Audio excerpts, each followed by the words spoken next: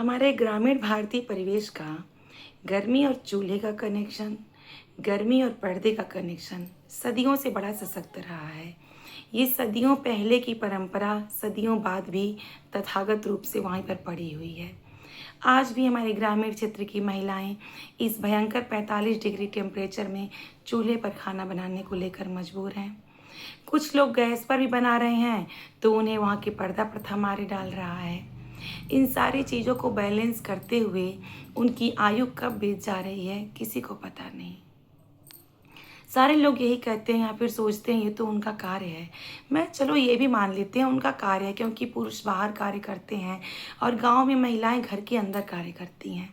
लेकिन वहाँ बहुत सारी महिलाएं ऐसी भी होती हैं जो कोई कार्य नहीं करती हैं। वो चुपचाप पड़ी रहती हैं, चुपचाप इधर उधर की बातें करती हैं।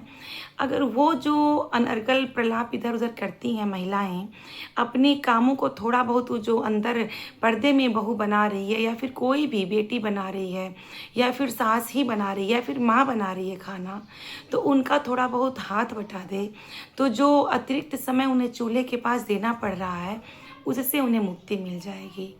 लेकिन पता नहीं क्या है, कोई करना नहीं चाहता है कि समाज के कुछ नियम ऐसे बनाए जा चुके हैं कि जो भोजन बना रहा है 45 डिग्री टेम्परेचर में, वो जो चूल्हे का तपिश आता है शरीर पे, तो जो बनाता है ना उसी को पता चलता है कि क्या हाल है। कल रात को हमारे यहाँ बिजली चली गई। हालांकि दिल्ली जैसे शहर में बिजली चली जा रही है तो आप अंदाज़ा लगा सकते हैं कि हमारे उत्तर प्रदेश के गाँव का क्या हाल होगा।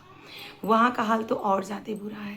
तो बिजली चले जाने के बाद रात के 9 बजे बिजली गई और 2:20 पर लाइट आई थी, और तब तक बच्चों का हाल कितना बुरा हो गया था कि आज मैं स्कूल नहीं भेज पाई उन्हें। पूरी रात हमने बेना डुलाते हुए बिताया है।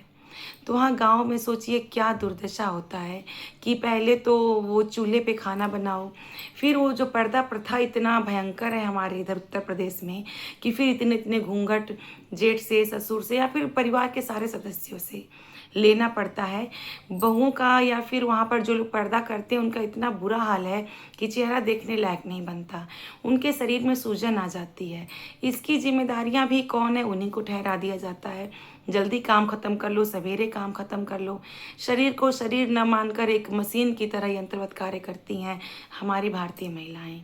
फिर भी ना चैन है, ना सुकून है, ना जीवन में आत्मसम्मान। आत्मसम्मान तो है ही, पर सम्मान जो देना चाहिए वो उन्हें नहीं मिलता है। एक छोटी सी कोशिश हमें करनी चाहिए कि इतना सारा कार्य है तो उस कार्य में से थोड़ा थोड़ा कार्य हमें बांट लेना चाहिए, जिससे अतिरिक्त जो समय उनको चूल्हे के सामने पर्दे में बिताना पड़ रहा है उससे उन्हें मुक्ति मिल जाए। नमस्कार।